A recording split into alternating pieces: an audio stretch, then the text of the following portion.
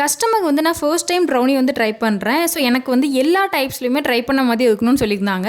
So நம்மளும் அப்போ வந்து அசாடா டைப்பில் பண்ணலான்னு பிளான் பண்ணி செஞ்சுருந்தோம். இதில் நம்ம வந்து 4 போர்ஷனாக எடுத்துட்டு அதில் வந்து triple chocolate, nuts, chocolate chips and வந்து கர்வச்சர் சாக்லேட் சங்க்ஸ் வந்து ஆட் பண்ணியிருந்தோம். இதெல்லாம் கஸ்டமர் கிட்ட முன்னாடி இன்ஃபார்ம் பண்ணி ஓகே பண்ணிட்டு தான் நாங்கள் வந்து செஞ்சுருந்தோம். பிகாஸ் கஸ்டமர் வந்து ஒரு சில ஐட்டம்ஸ் வந்து வேண்டான்னு சொல்லியிருந்தாங்க.